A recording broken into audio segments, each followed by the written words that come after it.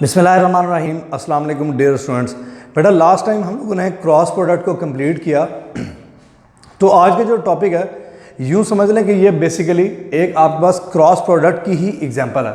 तो today we will discuss torque. तो torque basically है क्या?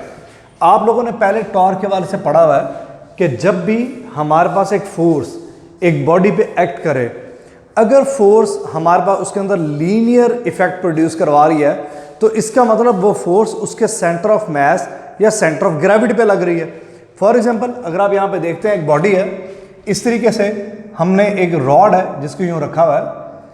अगर हम इस रॉड के सेंटर ऑफ ग्रेविटी पे एक फोर्स लगा दें तो ये रॉड ज़्यादा से ज़्यादा क्या होगा, इसी डायरेक्शन में मूव करने लग जाएगा, इसी डायरेक्शन में डिस्प्लेसमेंट कवर कर लेगा।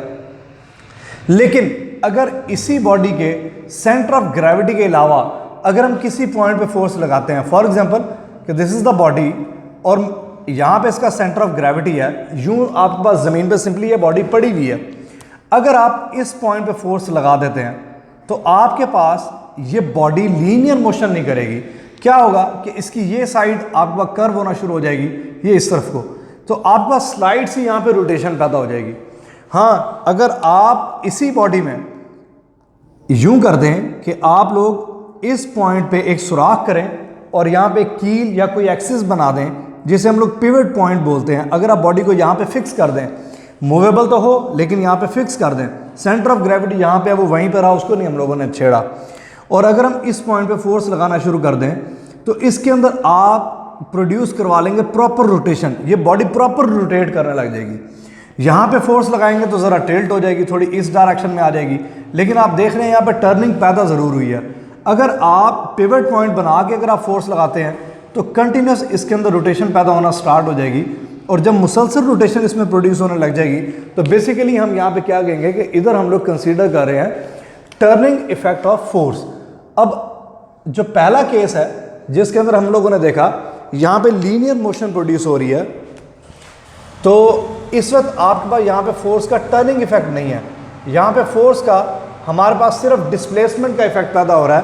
तो अगर इस केस में देखते हैं तो यहाँ पे इसी फोर्स का टर्निंग इफेक्ट प्रोड्यूस हो रहा है।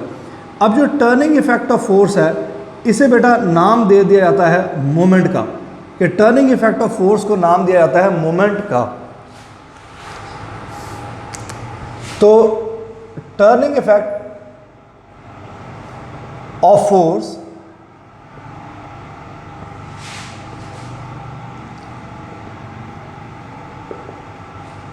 इज इट्स मोमेंट और टॉर्क। तो यहां पे हम लोगों ने टॉर्क की क्वांटिटेटिव डेफिनेशन में देखा कि turning effect of a force जो हमारे पास डिफाइन किया जा रहा है वो किस तरह डिफाइन किया जा रहा है। इसको दो नाम दिए जा रहे हैं, इसको हम लोग मोमेंट भी कह सकते हैं और इसको हम लोग साथ ही टॉर्क का नाम भी दे रहे हैं। अब जो टॉर्क की क्वांटिटेटिव डेफिनेशन है वो कैसे है जरा देखते हैं कि टॉर्क को मेजर कैसे किया जाता है, कि टॉर्क को कैलकुलेट कैसे करना है या मेजर कैसे करना है, कि मेजरमेंट ऑफ टॉर्क कैसे की जाती है। टॉर्क इज मेजर्ड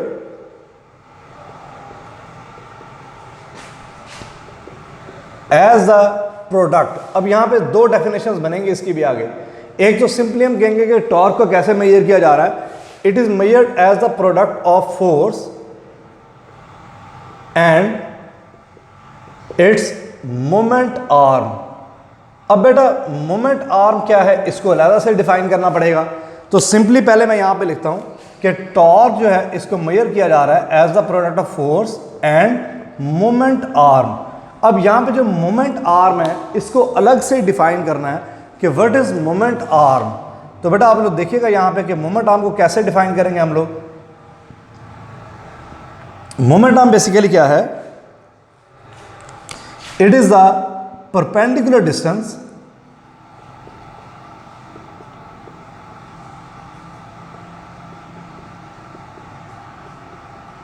बिटवीन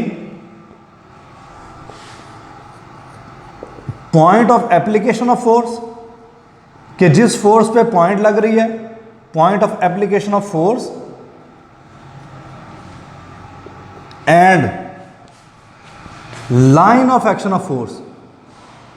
अब बेटा line of action of force और point of application of force के दरमियान का जो परपेंडिकुलर डिस्टेंस है, that is basically known as moment arm. अगर आप यहां पे देखें, ये एक बॉडी ले ली जाती है, यहां पे इसका हम लोगों ने बना लिया पिवट पॉइंट, और ये वो पॉइंट है जहां पे लग रही है फोर्स। अगर तो फोर्स लग रही है बिल्कुल सीधी इस डायरेक्शन में कि फोर्स आपके पास परपेंडिकुलर टू द बॉडी लग रही है, तो आप देखें कि ये हमारे पास जो लाइन बन रही है, this is the line of action of force, और point of application of force से line of application of force तक का जो परपेंडिकुलर डिस्टेंस है, इसका नाम क्या है? Moment arm. इसका नाम क्या होगा बेटा यहाँ पे?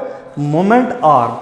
इसी को मैं मजीद पहले थोड़ा सा एक्सप्लेन कर दूं तो देख लीजिएगा कि अगर यही बॉडी इस तरह ली जाए कि यहां पे इसका पिवट है और ये point of application of force है, लेकिन फोर्स हमारे पास पैरेलल टू द बॉडी अगर इस डायरेक्शन में लग जाए, अगर फोर्स इस डायरेक्शन में लग रही है, तो बेटा देखिएगा आपके पास इसका लाइन ऑफ एक्शन, इस फोर्स का लाइन ऑफ एक्शन पिवट में से पास कर रहा है। तो आपके पास line of action of force और पिवट के दरमियान में कोई परपेंडिकुलर फासला नहीं बन पाएगा। तो इस केस में हम लोग क्या बताएंगे कि when line of action of force passes through the pivot,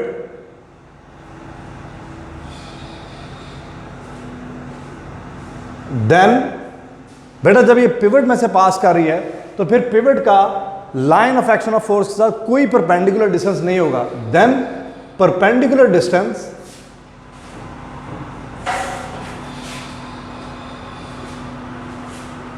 of pivot with line of action of force will be zero, and यूं भी कह सकते हैं कि मोमेंट आर्म बेटा यहां पे बराबर हो जाएगा जीरो के। तो जब मोमेंट आर्म ही जीरो हो गया तो टॉर्क यहां पे जीरो होगा। तो जब line of action of force pivot point में से पास करने लग जाए तो there will be no rotation, यहां पे किसी किस्म की कोई रोटेशन नहीं होगी। हाँ, अगर line of action of force pivot में से पास कर रहा है तो यहां पे आपका पिवट पॉइंट पे बॉडी फिक्स्ड है, तो अगर यहां से टूट जाए बॉडी या पिवट से हट जाए तो लीनियर मोशन तो हो सकती है, लेकिन यहां पे कोई सर्कुलर मोशन नहीं होगी। तो ये बेटा इसकी क्वांटिटेटिव डेफिनेशन थी पहली। अब इसको एक और तरीके से भी मेजर किया जाता है। वो किस तरीके से मेजर किया जाता है जरा देखिएगा। अब इसमें केस यूं आता है कि अगर हमारे पास यहाँ पे फोर्स ना परपेंडिकुलर लग रही है ना पैरेलल लग रही है, कोई ऐसा केस आ जाता है, फॉर एग्जांपल हम लोग इस कंडीशन में लेते हैं एक और केस कि ये पिवट है और फोर्स इस डायरेक्शन में लग रही है। अब बेटा यहाँ पे line of action of force ये है, तो पिवट और line of action of force के दरमियान में जो परपेंडिकुलर डिस्टेंस है वो तो ये है। अब ये डिस्टेंस हमें पहले लेना पड़ेगा, ये वाला डिस्टेंस। तो ये डिस्टेंस हम लोग कैसे फाइंड आउट करेंगे? इस फॉर्मूला से हमारे पास ये डिस्टेंस तो निकालना मुश्किल हो रहा है। तो इसके लिए एक और फॉर्म यहाँ पे दी जाती है इसकी कि टॉर्क इज डिफाइंड एज, या फिर कहा जाएगा कि torque is defined as the cross product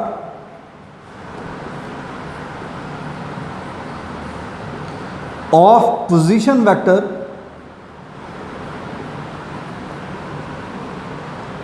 R of the point of application of force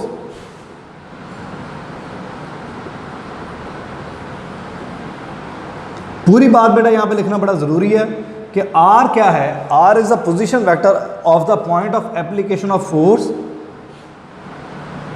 with respect to pivot.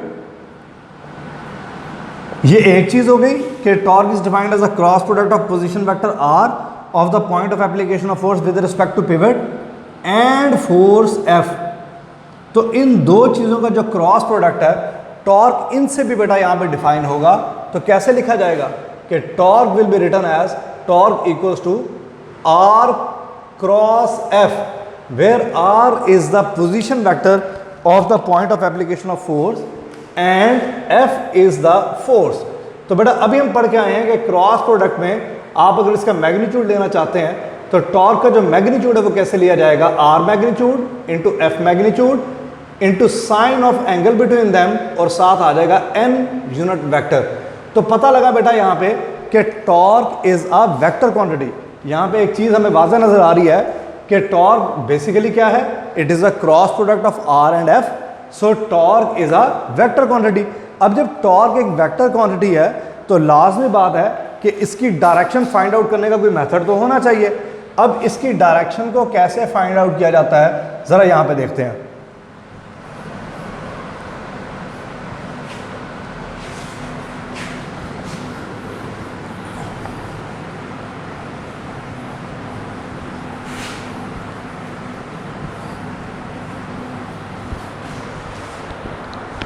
तो बेटा यहाँ पे नेक्स्ट हेडिंग हम लोग डाल देंगे डायरेक्शन की, कि डायरेक्शन ऑफ टॉर्क कैसे निकाली जाती है। तो डायरेक्शन ऑफ टॉर्क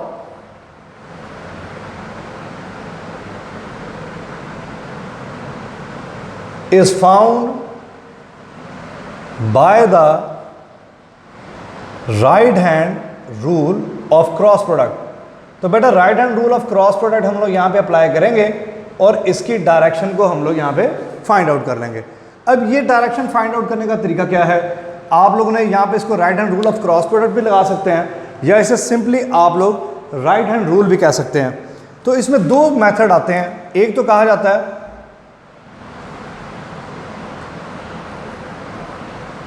कि rotate the fingers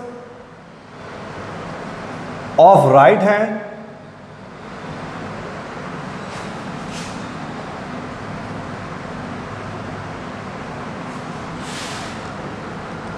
in the direction of rotation of the body. Simple अगर आप लोग बात करते हैं in direction of rotation of the body,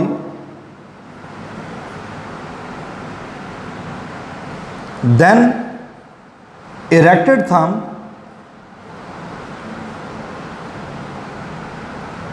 will give the direction of torque।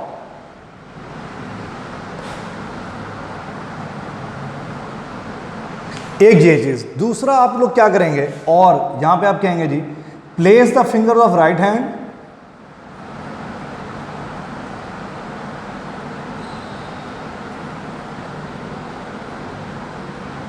On first vector are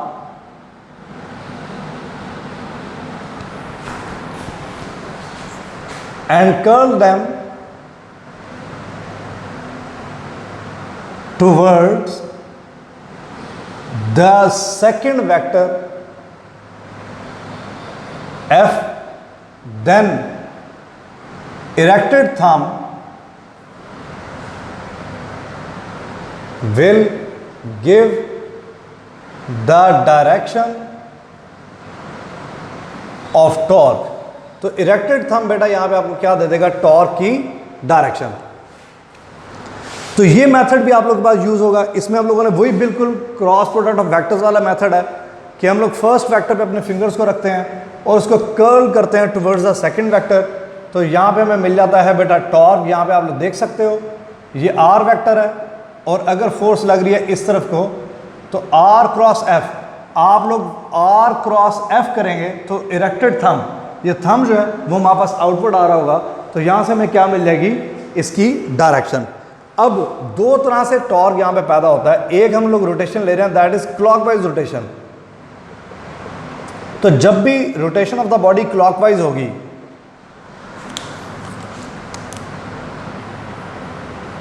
when the rotation of a body is clockwise, आप note करेंगे जब भी रोटेशन आपके पास क्लॉकवाइज हो रही है, फॉर एग्जाम्पल मैं यहां पे एक प्लेन ले लेता हूं। इस प्लेन के अंदर हम लोग एक बॉडी लेते हैं जो कि पिवटेड है एट दिस पिवट पॉइंट। इस तरफ लग रही है फोर्स F, बल्कि क्लॉकवाइज अगर रोटेशन हम लोग लेना चाह रहे हैं तो फोर्स हम लोग दूसरी तरफ लगाते हैं। यहाँ पे इस तरफ को फोर्स F लग रही है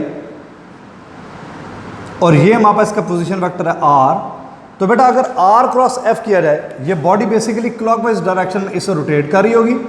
तो अगर आप यहाँ पे देखें R इस तरफ को है और फोर्स इस तरफ को लग रही है, तो बेटा R क्रॉस F करने से हमारा थंब जो है वो कहाँ पे जा रहा है, डाउनवर्ड। और थंब डाउनवर्ड जाने का मतलब क्या है कि टॉर्क की डायरेक्शन इस वक्त नेगेटिव एक्स एक्सिस के नेगेटिव जेड एक्सिस के अलॉन्ग आ रही है। उसकी वजह यह है कि मैंने इस प्लेन को कौन सा प्लेन लिया, this is X and this is Y, ये एक्स वाई प्लेन लिया गया है।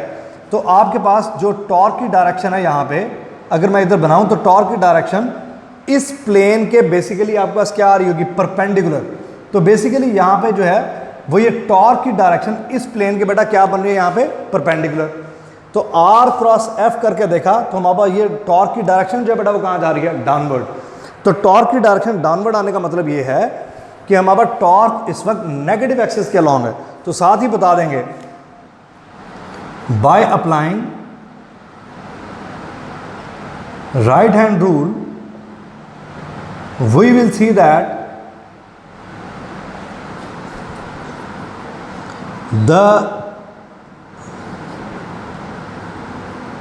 the thumb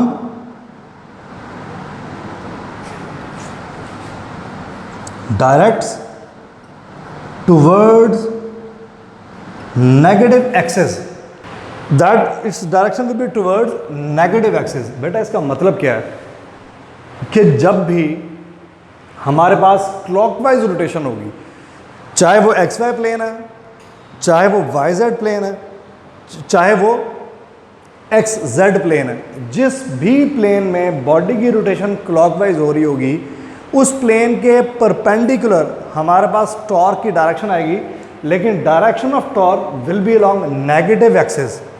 चाहे वो एक्स वाई प्लेन में अगर डायरेक्शन रोटेशन हो रही है क्लॉकवाइज, तो टॉर्क जो है वो नेगेटिव जी के अलॉन्ग आ रहा होगा। जैसा कि यहाँ पे देखे मैंने बनाया हुआ है, ये एक्स एक्सिस है, ये वाई एक्सिस है। एक्स वाई प्लेन में अगर रोटेशन हो रही है तो टॉर्क नेगेटिव जेड एक्सिस के अलॉन्ग है, डाउनवर्ड है, अपवर्ड नहीं है। तो अगर टॉर्क डाउनवर्ड है, इट क्लियरली मीन्स दैट कि ये नेगेटिव एक्सिस के अलॉन्ग है, और नेगेटिव एक्सिस यहाँ पे जेड है, कोई भी हो सकता है। अगर रोटेशन वाई जेड प्लेन में हो रही है तो फिर नेगेटिव एक्स के अलॉन्ग चला जाएगा, और अगर रोटेशन एक्स जेड प्लेन में हो रही है तो फिर नेगेटिव वाई के अलॉन्ग डायरेक्शन चली जाएगी। तो टॉर्क बेटा यहाँ पे क्या लिया जाएगा, नेगेटिव। तो ये बड़ा इंपॉर्टेंट पॉइंट है, इसको आप लोग भूलेंगे नहीं, इसको अच्छे तरीके से अपने माइंड में रखेंगे और हर लिहाज से सोचेंगे कि जिस भी प्लेन में रोटेशन हो रही है उस प्लेन के परपेंडिकुलर जब आप डायरेक्शन ऑफ टॉर्क निकालेंगे, अगर रोटेशन क्लॉकवाइज है तो टॉर्क जो है वो नेगेटिव एक्सिस के अलॉन्ग होगा and torque will be taken as negative. और जब भी एंटी क्लॉकवाइज रोटेशन होगी तो बेटा सिमिलरली यहाँ पे देखिएगा, मैंने एक केस बनाया है, ये एक्स एक्सिस है, ये वाई एक्सिस है। हम आर वेक्टर को ले रहे हैं along X axis, F vector along Y axis है।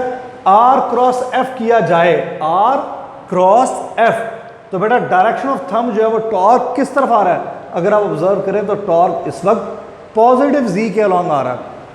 तो पता क्या लग रहा है कि जब भी एंटी क्लॉकवाइज रोटेशन होगी, जो डायरेक्शन ऑफ थंब है that will be toward positive axis. तो हम क्या कहेंगे, whenever the rotation of the body is anticlockwise, body की रोटेशन एंटी क्लॉकवाइज है, then erected thumb, erected thumb किसको कहते हैं, राइट हैंड है, थंब अगर हमारा इसके परपेंडिकुलर खड़ा हुआ है तो इरेक्टेड थंब कहा जाएगा इसे, ये हमारा हॉरिजॉन्टल कहलाएगा, लेटा हुआ कहलाएगा, ये इरेक्टेड कहलाएगा। तो erected thumb of right hand will direct towards the positive axis. तो यहाँ पे बेटा ये वर्ड ऐड कर लीजिएगा पॉजिटिव एक्सिस का, और जब पॉजिटिव एक्सिस के अलॉन्ग इरेक्टेड थंब आ रहा होगा तो torque will be considered as positive, torque will be taken as positive. तो दो तरह का टॉर्क पढ़ा आज हम लोगों ने, एक पॉजिटिव टॉर्क और एक नेगेटिव टॉर्क। तो टॉर्क एक ही कंडीशन में पॉजिटिव हो सकता है जब बॉडी की रोटेशन एंटी क्लॉकवाइज हो, और टॉर्क सिर्फ एक ही कंडीशन में नेगेटिव हो सकता है जब बॉडी की रोटेशन एंटी क्लॉकवाइज होगी। तो आप लोग दूसरी तरफ अगर देखना चाहें तो आप लोगों के पास जब भी रोटेशन को रिवर्स किया जाएगा तो ही टॉर्क की डायरेक्शन को रिवर्स किया जा सकता है, अदरवाइज टॉर्क की डायरेक्शन को रिवर्स नहीं किया जा सकता।